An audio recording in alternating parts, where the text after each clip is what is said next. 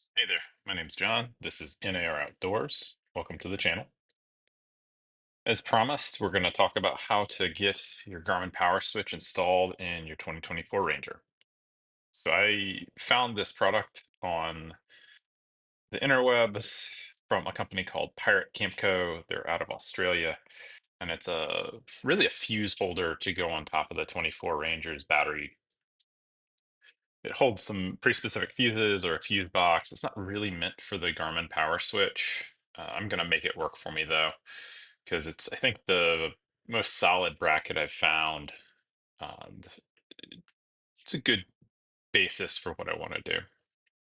So I spent some time just kind of figuring out where I wanted to position the power switch and decided that I would actually use one of the fuse holders that they are designed for as my fuse for this system. It's a MIDI fuse holder. I found it from an electrical supply store. And I decided that the power switch itself is going to be mounted towards the front of the truck with the negatives on the side of the fuse tray holder. I used a center punch, punched out the spots to keep my drill bit from wandering, and then using a step bit just bored through. I made sure to spend some time cleaning up any burrs on the holes that I drilled and mounted the components with stainless steel fasteners to the fuse holder. I'm really happy with how it's turned out, and now it's time to turn to wiring. Let's do some custom. So I got my tools together, a heat gun, heat shrink, some wire loom, cable cutters, and a terminal lug crimper. I elected to get a cheap one off Amazon that you just smash in with a sledgehammer. In terms of specialty tools for this project, this was probably the most important. It was also probably the least expensive. I think it was about $10. So all you do is you make sure your cable is trimmed to the appropriate length.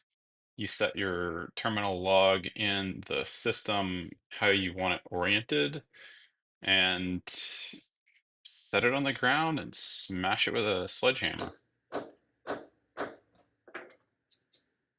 And just like that, we have a terminal.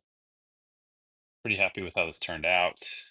Went and did some measuring, found my total length, crimped on the other end.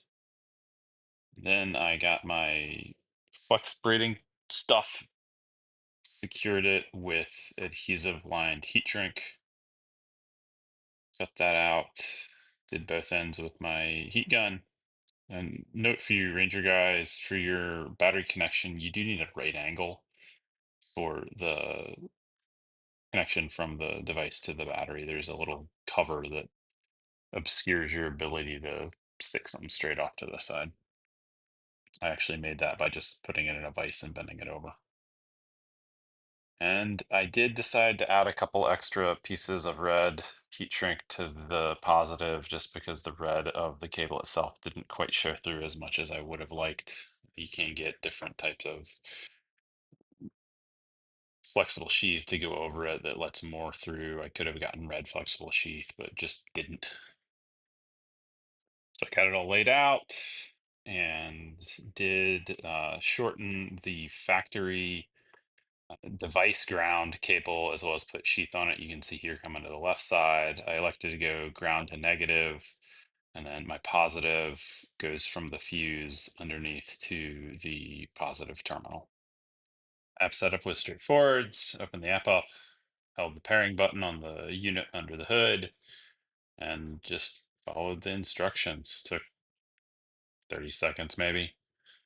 Then we get to the actual setup. I've got my 6 channels here. And then the real reason I think this works so well is it is CarPlay and I believe Android Auto compatible. I've got my 6 channels right there on my head unit. Don't have to have anything extra bolted in the car. I can access it with the phone in my pocket.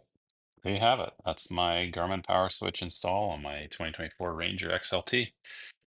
I'm really excited to get some stuff wired up to this. I'm really excited to play with some of the macros in the app to allow you to control multiple channels at once. So stay tuned, lots to come. No roar!